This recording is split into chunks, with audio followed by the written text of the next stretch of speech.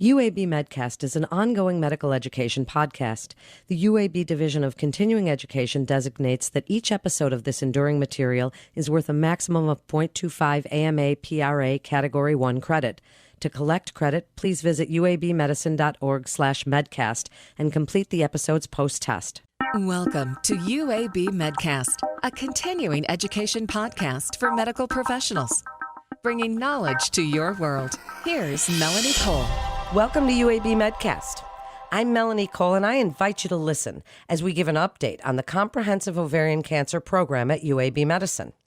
Joining me is Dr. Warner Huh. He's the chair in the Department of Obstetrics and Gynecology, and he's a gynecologic oncologist at UAB Medicine. Dr. Huh, it's a pleasure to have you join us again today.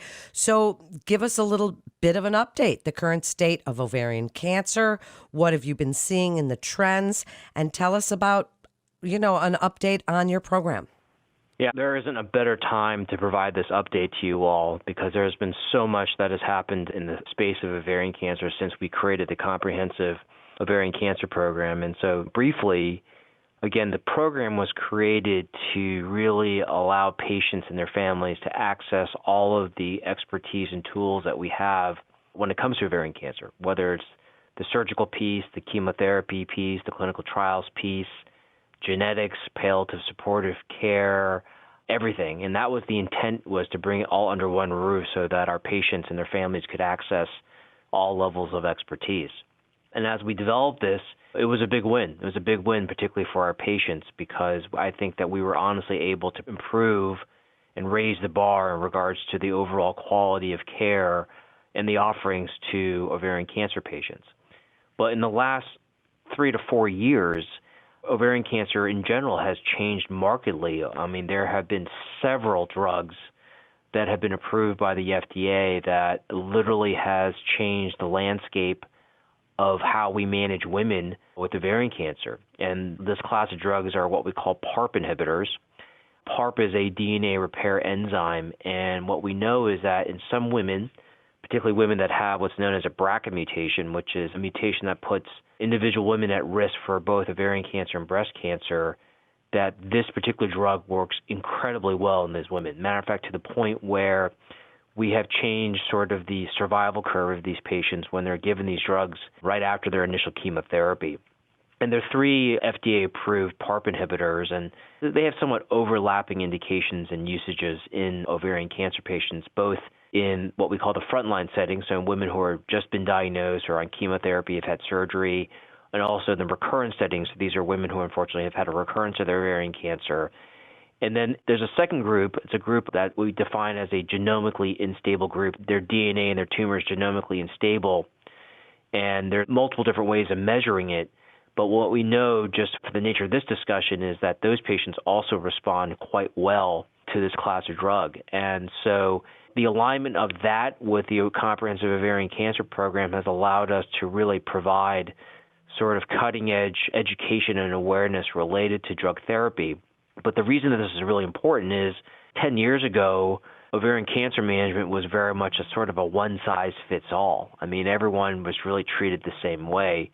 And now I can honestly say that it's a very highly personalized paradigm. And so each individual patient comes in, when they come with a diagnosis, we have a comprehensive plan that aligns whether they get surgery first, followed by chemo, or chemo first, followed by surgery. But we do all of this molecular diagnostic testing now up front that we didn't quite do 5 to 10 years ago to determine whether or not these drugs and other drugs can be used to really affect the outcomes of women. And because of the program and the way it was created, it allowed us to flip this switch basically overnight and provide that testing and counseling to all ovarian cancer patients.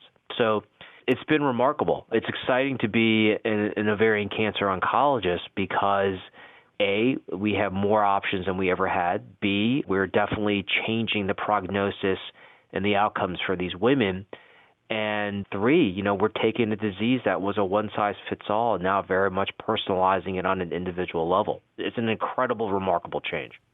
That is amazing. And what an interesting topic today. So we would be remiss if we didn't ask you, Dr. Ha, how your clinic has evolved, how this program has evolved since the onset of COVID.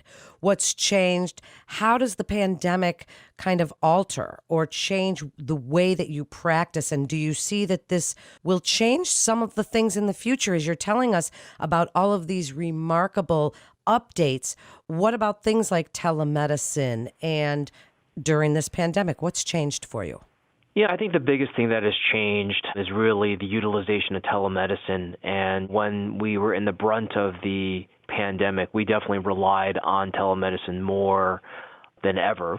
The one thing we struggled with, our patients and families struggled with this, was access to resources. In other words, access to getting to the OR on time, being seen in clinic when there needs to be a face-to-face meeting, making sure that patients got their chemotherapy in a timely way. I'm just going to say very openly and proudly that my props go to our senior leadership here at UAB. They did an incredible job at prioritizing the care of all cancer patients, but particularly ovarian cancer patients, making sure that we had the staff and the resources to make sure that patients stayed on their chemotherapy schedules and there were no delays, making sure that our patients got their surgeries when they needed to and that not be delayed, incorporating telemedicine when it was appropriate. So they were very committed to making sure that we put patients always first, including their families, during a once-in-a-lifetime pandemic. And so I'm personally really proud about how we have all been able to step up during the era of COVID. Do you see that you're going to use some of this in the future? Yeah, I mean, I think that this has forced us to kind of reassess what resources do we really need, and perhaps maybe what is unnecessary and considered wasteful, and some things where can we work with patients where they don't have to make the long trip to Birmingham and see us, and can we do more of this by telemedicine? And in fact, one of my partners has a grant that's looking at this very topic, the use of telemedicine for what we call toxicity assessments, or how patients are doing on drug therapy at home by using a telemedicine platform or a virtual platform. So undoubtedly, if and when, and we will get past COVID, that I think our management paradigms will be remarkably different, but they'll be different in favor of the patient. I think that patients will like the convenience, not necessarily having to make the trip, hopefully the flexibility of doing their visit from home, et cetera. So I see there being remarkable changes particularly over the next 5 years. What a great point that you made. So before we wrap up, are there any game changers you'd like to let other providers know about? Any clinical trials that you're involved in or exciting research, and why you feel it's very important that they refer to the specialists at UAB Medicine for ovarian cancer? I think one game changer is one of the dilemmas that every gynecologic oncologist, the specialists in my space, struggle with is whether women should have surgery first or they should get chemotherapy first. This is an ongoing debate nationally and internationally. I think we have done a really good job at assigning what patients are better served with which management strategy. And so we know that more and more women who are diagnosed with ovarian cancer are probably better served having chemotherapy first than surgery. I mean, that's very different than the way we managed patients 10 years ago. But what we're also doing is that we're taking advantage of some unique opportunities while patients are on chemo. We're looking at holistically at their nutrition. We're looking at their mobility and their physical activity, and is there a way to get them involved with physical therapy, and in essence what we call improve their performance status, their overall functionality, their ability to do activities of daily living in preparation for surgery.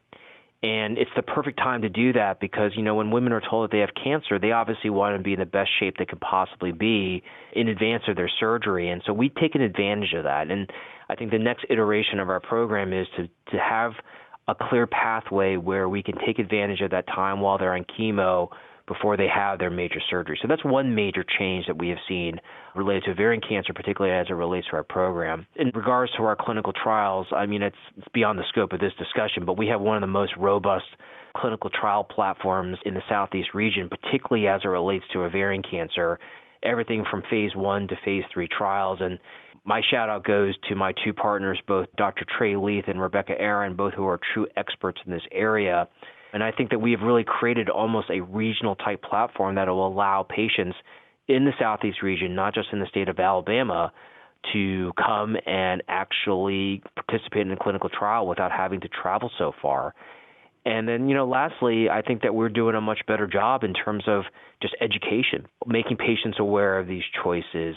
We have an expert within our division, Dr. Maggie Liang, who's an expert on financial toxicity. We know that nationally that cancer diagnosis and treatment is a major cause for bankruptcy for patients and their families. And so now we're actually looking at having that discussion carefully with patients and their families up front, not later when perhaps it's too late and the impact is done. So there's so many elements in this program that are so important that not only inform us, but also inform all of cancer care at UAB. And like I said to you earlier, it's just really a super exciting time to be in this area, sort of transforming clinical cancer care. What a great episode. Thank you so much, Dr. Ha, for the update and for sharing your expertise with us. And we hope you'll join us again anytime. A community physician can refer a patient to UAB Medicine by calling the MIST line at 1-800-UAB-MIST. And that concludes this episode of UAB MedCast.